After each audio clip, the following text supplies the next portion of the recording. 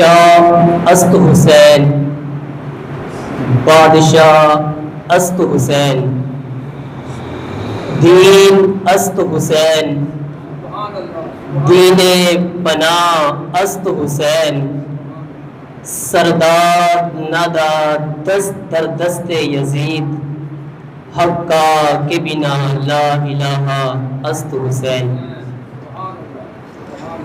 قوم کو بیدار تو ہو لینے دو، قوم کو بیدار تو ہو لینے دو، ہر شخص یہ پکارے گا میرے ہے حسین۔ سامعین ذی احتشام، ہر مسلمان کے دل میں آقا علیہ الصلوۃ والسلام کی ہر نسبت کا ادب بھی ہے، پیار بھی ہے، ان سے ایک وفا کا رشتہ بھی ہے، ان کا ہر ایک آقا علیہ الصلوۃ والسلام کی نسبت کی وجہ سے حیا بھی کرتا ہے۔ ہم چونکہ اہل سنت ہیں تو دیکھیے کہ جن کے نزدیک مدینہ پاک کی پاک مٹی کا بھی حیا کیا جاتا ہے، مدینہ پاک سے آئی ہوئی چیز کا بھی احترام کیا جاتا ہے، اس کے ادب کو ملحوظ رکھا جاتا ہے، تو سوچئے گا ذرا کہ پھر ان کے دل میں آقا علیہ الصلوۃ والسلام کے اصحاب اور آقا علیہ الصلوۃ والسلام کی آل کا پیار کتنا ہوگا۔ سامعین ذی احتشام، حضور کی آل کا بہت مقام و مرتبہ ہے۔ چند احادیث طیبہ تھوڑے سے وقت میں آپ کے گوش گزار کر کے اجازت چاہوں گا۔ نمبر 1، سرکار مدینہ صلی اللہ علیہ وآلہ وسلم نے ارشاد فرمایا، آپ نے فرمایا کہ میری اہل بیت سے محبت کی مثال وہ سفینہ نوح کی طرح ہے، کشتی نوح کی طرح ہے۔ فرمایا جس کے من میں میری آل کا پیار ہے، لوگوں سن لو، پھر اس کا بیڑا پار ہے۔ نمبر 2، اس حدیث کو روایت کرنے والے سیدنا عثمان غنی رضی اللہ تعالی عنہ، آپ کی ذات ہے۔ آپ کہتے ہیں کہ میں نے سرکار مدینہ صلی اللہ علیہ وآلہ وسلم سے یہ خود فرماتے ہوئے سنا کہ اللہ کے نبی صلی اللہ علیہ وسلم نے کیا فرمایا؟ کہا اللہ کے نبی صلی اللہ علیہ وسلم نے ارشاد فرمایا کہ میں نے اللہ سے اپنی اہل بیت کے بارے میں، اپنے خانوادہ کے بارے میں اللہ سے یہ دعا کی کہ اے اللہ میری اہل بیت میں سے کوئی بھی دوزخ میں نہ جائے۔ فرمایا اللہ نے میری اس دعا کو قبول فرما لیا۔ تیسری حدیث آپ کی خوبصورت سماعتوں کے پیش نظر کرنا چاہتا ہوں۔ اس حدیث کے راوی حضرت جابر رضی اللہ تعالی عنہ ہے۔ وہ کہتے ہیں کہ میں نے خود سنا رسول اللہ صلی اللہ علیہ وآلہ وسلم، آپ نے ارشاد فرمایا، کیا فرمایا؟ آپ نے فرمایا کہ جو مجھ سے محبت کرتا ہے اسے چاہیے کہ وہ حسین ابن علی سے بھی محبت کرے۔ اور حضور نے فرمایا کہ ایک طرف میری محبت کا دعویٰ ہو اور دوسری طرف اس کا سینہ آل رسول کی محبت سے خالی ہو، کہا یہ مومن کی علامت نہیں ہے، مومن کے دل میں کبھی ایسا ہو ہی نہیں سکتا، ہو مومن اور اس کے دل میں آل رسول کی محبت نہ ہو۔ کہا لوگوں مجھ سے بھی محبت کرو اور میری وجہ سے میری آل بیت سے، میرے خانوادہ سے بھی محبت کرو۔ چوتھی احادیث، سرکار مدینہ صلی اللہ علیہ وسلم نے ارشاد فرمایا،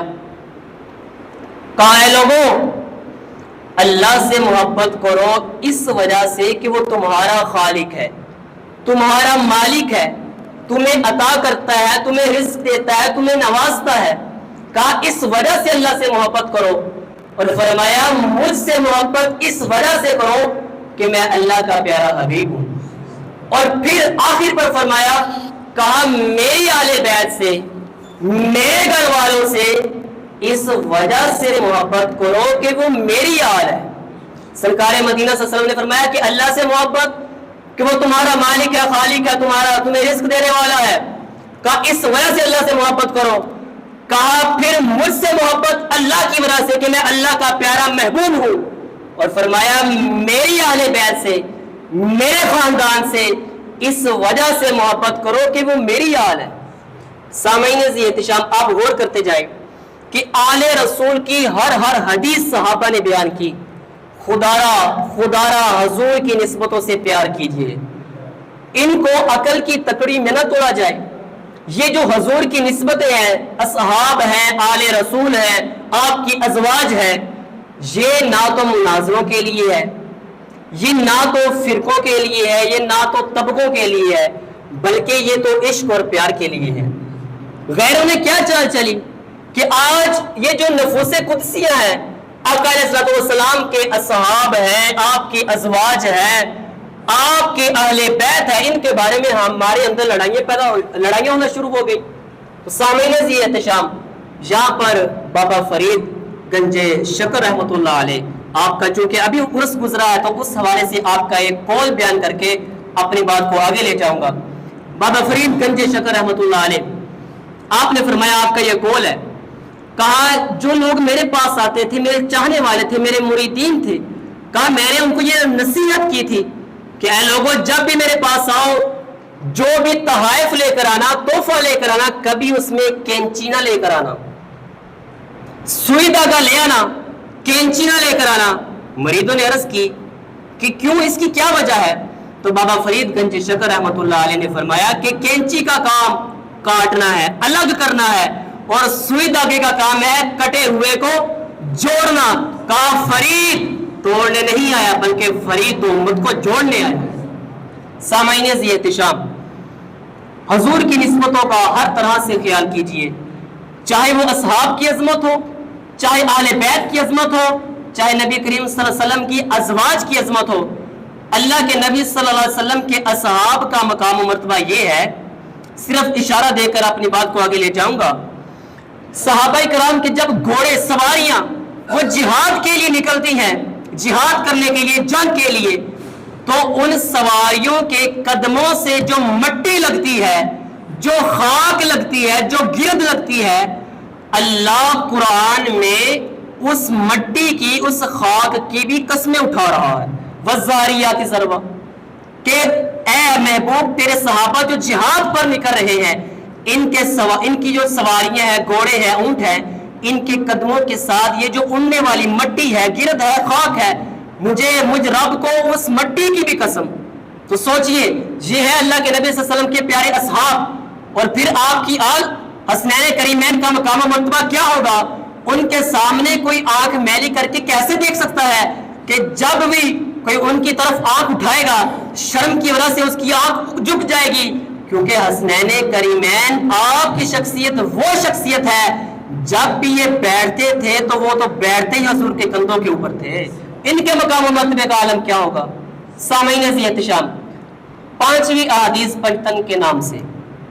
آپ کے گوش گزار، آپ کی سماعتوں کی نظر، مسجد نبوی ہے، مال غنیمت کا مال آیا، اور دور جو ہے یہ حضرت عمر فاروق رضی اللہ تعالی عنہ کا دور ہے۔ مال غنیمت کا مال آیا، مال کو تقسیم کر رہے ہیں، بانٹ رہے ہیں، مسجد نبوی کے اندر بیٹھے کہ اتنے میں حضرت علی کرم اللہ وجہ الکریم، آپ کے شہزادے آئے، امام حسن پاک جو بڑے ہیں۔ جیسے ہی مسجد میں آئے تو عمر پاک رضی اللہ تعالی عنہ نے فرمایا کہ شہزادے کو خوش آمدید، آئیے تشریف رکھیے، اور پھر اپنے جو ساتھ بیٹھے تھے آپ کے چاہنے والے، ان سے کہا کہ اس شہزادے کو 1000 اشرفیاں تحفے میں دے دو۔ اب آپ کے چاہنے والوں نے آپ کے حکم پر، آپ کا دور حکومت ہے، خلافت آپ کے پاس ہے، تو ایسا ہی کیا۔ امام حسن پاک کو جو علی المرتضیٰ کے بڑے صاحبزادے ہیں، ان کو 1000 اشرفیاں بطور انعام، بطور تحفہ دے دی۔ امام حسن پاک چلے گئے۔ امام حسن پاک کے بعد امام حسین پاک جو علی المرتضیٰ کے چھوٹے صاحبزادے ہیں، وہ تشریف لائے۔ عمر فاروق رضی اللہ تعالیٰ عنہ نے دیکھا ٹھنڈی آنکھوں سے استقبال کیا، کہا شہزادے کو مسجد نبی میں خوش آمدید آئیے، اور کہا کہ اس شہزادے کو بھی 1000 اشرفیاں بطور انعام بطور تحفہ دے دو۔ ساتھ جو بیٹھے تھے صحابہ آپ کے چاہنے والے انہوں نے عنایت کر دی۔ اس کے بعد امام حسین پاک بھی چلے گئے۔ اب حضرت عمر فاروق رضی اللہ تعالیٰ عنہ کے سگے بیٹے وہ مسجد کے اندر تشریف لائے اور مال غنیمت کا مال لینے کے لیے آئے، اور آپ نے بھی اپنے بیٹے کا استقبال کیا، کہا بیٹا آیا ہے، خوش آمدید آئیے، اور کہا کہ اس میرے بیٹے کو سگا بیٹا ہے، کہا 500 اشرفیاں دے دو۔ صحابہ نے عنایت کر دی جو آپ کے ساتھ بیٹھے تھے۔ اب بیٹے نے یہ عرض کیا، بیٹے نے یہ سوال کیا کہ اے میرے والد محترم، عمر پاک ان کے والد محترم تھے، کہا شہزادے آئے ان کو 1000 اشرفیاں، اور آپ کا سگا بیٹا آیا، آپ کا لخت جگر آیا، اس کو 500 اشرفیاں، یہ اتنا فرق کیوں ہے؟ تو قربان جائیں حضرت عمر فاروق رضی اللہ تعالیٰ عنہ کی ستھری زبان کے اوپر، اور میرے نبی صلی اللہ علیہ وسلم نے ارشاد فرمایا تھا کہ اللہ نے حق کو عمر پاک کی زبان پہ رکھ دیا۔ سنیے گا جو عمر پاک نے آگے اپنے بیٹے کو جواب دیا، کہا بیٹے جب کہا کہ اے میرے والد محترم اتنا فرق کیوں کہ صاحبزادے آئے، امام حسن پاک امام حسین پاک آئے، ان کو تو 1000 اشرفیاں دے دی، اور آپ کا جب سخا بیٹا آپ کا لخت جگر آیا، آپ کا صاحبزادہ آیا، اس کو تو آپ نے 500 اشرفیاں دی، اتنا فرق کیوں؟ تو سنیے گا اور اپنے دل میں ٹھنڈک محسوس کیجئے گا جو عمر فاروق رضی اللہ تعالی عنہ نے جواب دیا۔ آپ نے کہا کہ تو نہ ورگا کی دعا ہو گیا، یعنی اپنے بیٹے سے کہا کہ تو امام حسن اور امام حسین کے مقابل کیسے، تیری شان کیا ہے، ان کی شان کیا ہے؟ کہا تیرا باپ ان کے باپ جیسا نہیں، تیری ماں ان کی ماں جیسی نہیں۔ کہا اے میرے بیٹے اتنا فرق اس لیے ہے تو امام حسن اور امام حسین جیسا نہیں ہے، ان کی شان ورا الورا ہے، ان کا باپ جو ہے وہ علی المرتضیٰ ہے، ان کی ماں سیدہ فاطمہ ہے، اور ان کی نانی وہ خدیجہ الکبریٰ ہے، اور کہا ان کا نانا سید الانبیاء ہے۔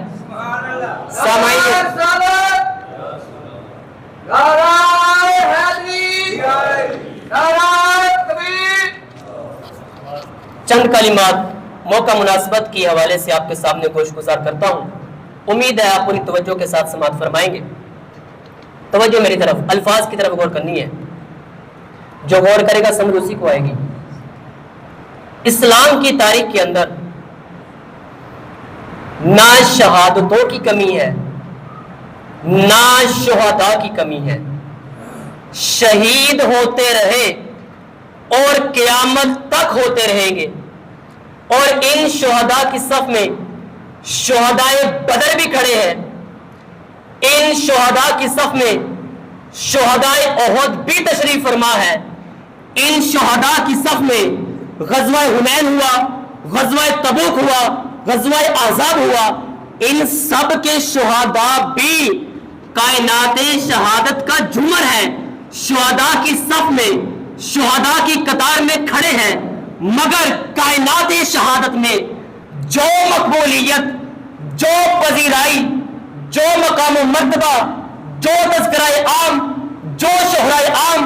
امام علی مقام کے حصے میں آیا، وہ کسی اور شہید کے حصے میں نہیں آیا۔ آخر کیا وجہ ہے؟ کوئی تو سبب ہے، بے سبب تو ایسا نہیں ہو رہا۔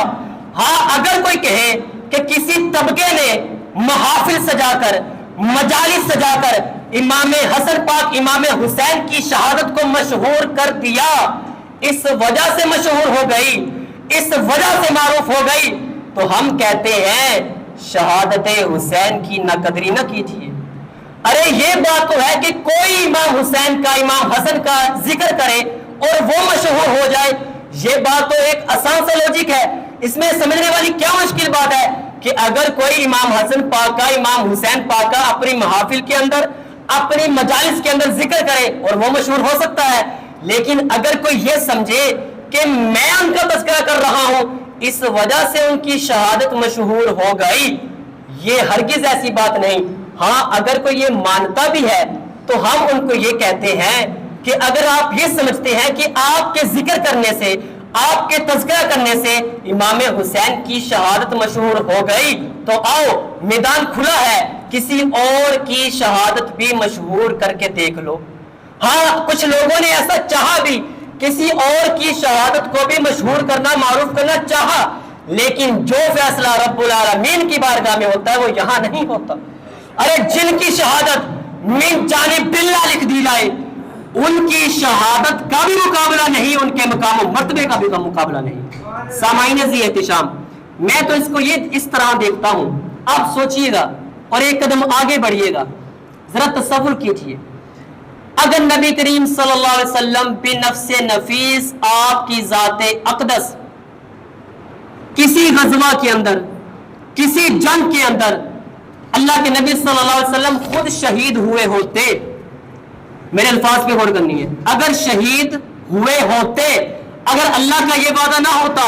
واللہ یعصمک من الناس کہ حبیب اللہ آپ کی جان کی حفاظت فرمائے گا اس معنی کے اندر، اور لوگ آپ کو شہید نہیں کر سکتے،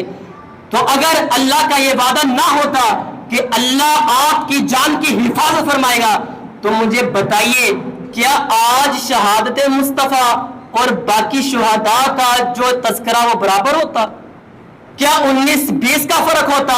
کیا زمین اور آسمان کا فرق ہوتا؟ بلکہ زمین اور آسمانوں کا فرق ہوتا، بلکہ یہ جو گلی گلی آمد مصطفیٰ اور میلاد مصطفیٰ کا ذکر ہوتا ہے، اس کے اوپر بھی شہادت مصطفیٰ کا ذکر غالب آ جاتا، مگر وہ نہیں ہوا، اللہ کے نبی شہید نہیں ہوئے، اللہ کا وعدہ تھا۔ لیکن اب ایسا لگ رہا ہے کہ جو استحقاق، جو حق اللہ کے ہاں شہادت مصطفیٰ کا بنتا تھا، اگر اللہ کے نبی صلی اللہ علیہ وسلم کسی جنگ کے اندر، کسی غزوہ کے اندر خود بنفس نفیس آپ کی ذات شہید ہو جاتی، تو جو استحقاق اللہ کے ہاں شہادت مصطفیٰ کا ہونا چاہیے تھا، اللہ نے وہ سارا اٹھا کر امام علی مقام امام حسین کی جھولی میں ڈال دیا۔ سامعین ذی احتشام، امام حسن پاک، امام حسین پاک، آپ کی شہرت کے اندر آپ کی پذیرائی کا بھی کسی کے ساتھ کوئی مقابلہ نہیں، اور آپ کے مقام و مرتبے کا بھی کسی کا ساتھ مقابلہ نہیں۔ اور اگر یہ کوئی بیانیہ بنانا چاہے بنا سکتا ہے کہ محض 2 شہزادوں کی جنگ تھی، وہ بھی صحابی کا بیٹا امیر معاویہ رضی اللہ تعالیٰ عنہ کا بیٹا یزید، اور یہ بھی صحابی کا بیٹا یعنی علی المرتضیٰ شیر خدا آپ کے بیٹے امام حسین، یہ محض 2 شہزادوں کی جنگ تھی۔ اگر کوئی 19-20 کا فرق بیان کر کے ان کو ایک ہی صف میں کھڑا کرنے کی کوشش کرے، تو سب سے پہلے اس چیز کو سمجھنا ضروری ہے کہ میدان کربلا کے اندر امام حسین نہیں کھڑے تھے، بلکہ وہ شہزادہ مصطفیٰ بن کے کھڑے تھے۔ حقیقت میں شہادت تو امام حسین کی ہوئی ہے، لیکن شہادت ظاہر جو ہو رہی ہے، جو مقام ظاہر ہو رہا ہے، وہ نبی کریم صلی اللہ علیہ وسلم کا ہو رہا ہے، کیونکہ میدان کربلا کے اندر آپ نائب مصطفیٰ بن کے کھڑے تھے، آپ ابن مصطفیٰ بن کے کھڑے تھے، اور آپ شہزادہ مصطفیٰ بن کے کھڑے تھے، اور شہزادہ مصطفیٰ کے سامنے کوئی بھی آ جائے، شہزادہ تو صرف امام حسین ہی کہلائے گا۔ تو سامعین ذی احتشام، جب حسنین کریمین رضی اللہ تعالیٰ عنہما آپ کی ولادت باسعادت ہوتی ہے، تو اللہ کے نبی صلی اللہ علیہ وسلم سیدہ کونین کے آنگن میں آپ کے گھر تشریف لے جاتے ہیں، اور جا کر حضرت علی کرم اللہ وجہہ الکریم، جو امام حسن پاک امام حسین پاک کے والد محترم ہیں، ان سے فرماتے ہیں، اے علی،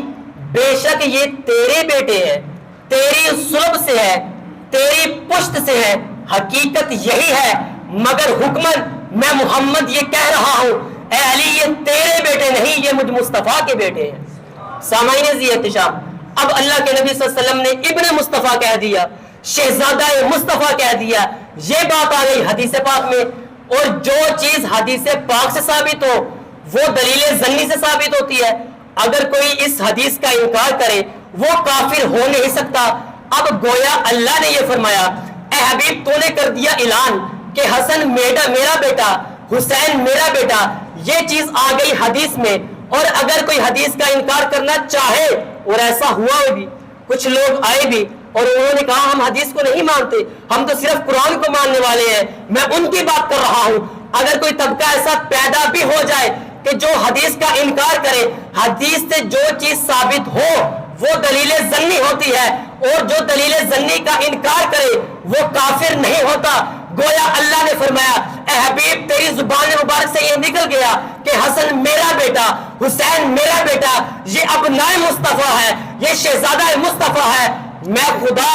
اب جبریل کو بھیج کر وحی اتار رہا ہوں، اور قرآن کے تیسرے سپارے میں یہ آیت مباہلہ نازل فرما کر اعلان کر رہا ہوں۔ کہا فَقُلْ تَعَالُوا نَدْعُوا أَبْنَاءَنَا وَأَبْنَاءَكُمْ وَنِسَاءَنَا وَنِسَاءَكُمْ۔ اے حبیب ان لوگوں سے فرما دیجئے کہ تم اپنے بیٹے لے کر آؤ، میں محمد اپنے بیٹے لے کر آتا ہوں۔ مجھے بتائیں یہاں پر ابن مصطفیٰ کہ میں اپنے بیٹے لے کر آتا ہوں، یہاں سے کون مراد ہے؟ اللہ کے نبی صلی اللہ علیہ وسلم کے جو اپنے بیٹے ہیں حضرت عبداللہ، حضرت قاسم اور حضرت ابراہیم، ان کا تو بچپن کے اندر وصال ہو گیا۔ پھر بتائیے جو اللہ کے نبی صلی اللہ علیہ وسلم نے یہ فرما دیا فَقُلْ تَعَالُوا نَدْعُوا أَبْنَاءَنَا وَأَبْنَاءَكُمْ کہ ان سے فرما دو، اور جو مخاطب تھے وہ عیسائی تھے، کہا کہ تم اپنے بیٹوں کو لے کر آؤ اور ہم اپنے بیٹوں کو لے کر آتے ہیں۔ اللہ تبارک و تعالیٰ نے یہ مسئلہ، یہ آیت قرآن مجید میں نازل کر کے یہ جو مسئلہ ہے یہ دلیل قطعی سے ثابت کر دیا، اور فرمایا ہے حبیب کل کلا اگر علماء آئیں گے وہ فنی بحثیں کریں گے، وہ اپنی عقل کے گھوڑے کو دڑائیں گے۔ کہا میں خود خدا جبریل بھیج کر وحی اتار کر اور تیسرے سپارے کی اس آیت مباہلہ کے اندر میں خود فرما رہا ہوں کہ اے حبیب حسن اور حسین تجھ مصطفیٰ کے بیٹے ہیں۔ سامعین عزیز احتشام، دوسری آیت جو میں نے خطبہ کے اندر پڑھی، اور منٹ میرے پاس ہے 1 یا 2 منٹ، آیت تطہیر وَقَرْنَ 22واں سپارہ شروع والا صفحہ ہے۔ فرمایا وَقَرْنَ فِي بُيُوتِكُنَّ وَلَا تَبَرَّجْنَ تَبَرُّجَ الْجَاهِلِيَّةِ الْأُولَى وَأَقِمْنَ الصَّلَاةَ وَآتِينَ الزَّكَاةَ وَأَطِيعْنَ اللَّهَ وَرَسُولَهُ إِنَّمَا يُرِيدُ اللَّهُ لِيُذْهِبَ عَنكُمُ الرِّجْسَ أَهْلَ الْبَيْتِ وَيُطَهِّرَكُمْ تَطْهِيرًا۔ اس آیت تطہیر کے نازل ہونے کے 8 ماہ بعد اللہ کے نبی صلی اللہ علیہ وسلم مسلسل نماز فجر کے لیے بعد میں آیا کرتے تھے۔ سیدہ کونین فاطمہ الزہرا کے گھر پہلے جایا کرتے تھے، اور سیدہ فاطمہ کے گھر جا کر کیا کہا کرتے تھے؟ آپ ان کی دہلیز کے پاس جا کر کہا کرتے تھے السلام علیکم یا اہل بیتی، اے میری اہل بیت تم پر سلام، اور مجھے توضیح کرنے دیجئے، وضاحت کرنے دیجئے۔ اللہ کے نبی صلی اللہ علیہ وسلم مسلسل اس آیت تطہیر کے نازل ہونے کے بعد 8 ماہ مسلسل سیدہ کونین کے دروازے پہ جاتے رہے اور جا کر فرماتے رہے اے حسن تم پر سلام، اے حسین تم پر سلام، اے میری بیٹی فاطمہ تم پر سلام، اے علی شیر خدا تم پر سلام۔ سامعین عزیز احتشام، حسنین کریمین کی عظمت اور مقام و مرتبے کے حوالے سے بہت ساری احادیث ہیں، لیکن ان کے مقابلے میں کسی اور کا مقابلہ نہیں۔ دیکھیے نا، ہم اہل سنت ہیں، ہمارے نزدیک جو مدینے سے چیز آ جائے، وہ مٹی ہو، آب زمزم ہو، کھجور ہو، ہم تو اس کا بڑا ادب کرتے ہیں، اس کا بڑا احترام کرتے ہیں۔ تو سوچئے گا ہم اہل سنت کے نزدیک اگر مدینہ پاک سے پاک مٹی آ جائے، اس کا اتنا ادب اور اس کا اتنا احترام ہے، تو پھر سوچئے آل رسول کا اور آل اصحاب کا ہمارے دل میں کتنا پیار ہوگا۔ سامعین عزیز احتشام، آخر پر سبق یہی ہے کہ جو یزیدیت ہے وہ یہی ہے، شراب، زنا، جوا، سنت کی مخالفت، اور حسینیت کیا ہے؟ سنت کے مطابق زندگی گزارنا اور حق کا ساتھ دینا۔ جب ابن زیاد نے اپنے جاسوس کے بھیجا کہ جاؤ اہل بیت کے پاس، وہ آیا اور اس نے آ کر کہا کہ بس لڑائی کے لیے تیار ہو جاؤ، جا یزید کی بیعت کر لو یا لڑائی کے لیے تیار ہو جاؤ۔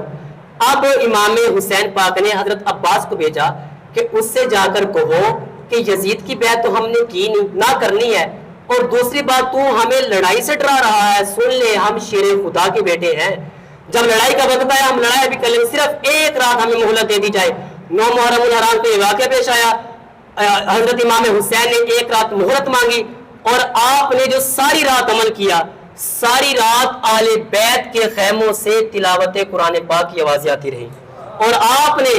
اپنے رفقا کو وصیت کی کہ کبھی بھی یزید کی، کبھی بھی باطل کے آگے آپ نے جھکنا نہیں ہے، بلکہ حق اور سچ کا ساتھ دینا ہے۔ درس کربلا سے ہمیں یہی سبق ملتا ہے کہ ہم بھی اللہ کے نبی صلی اللہ علیہ وسلم کی اہل بیت کی ہر طرح سے جو ان کا مقام و مرتبہ ہے اس کو پہلے سمجھے، پھر اس کے مطابق ان کا ادب بھی کرے، ان کا احترام بھی کرے، اور جو ان کی سیرت ہے، جو انہوں نے ہمیں تبلیغ کی، جو دین دیا، ہمیں اس کے مطابق زندگی گزارنے کی کوشش کرنی چاہیے۔ اللہ تبارک و تعالی ہمیں حق کو سمجھنے کی توفیق عطا فرمائے۔ وما علینا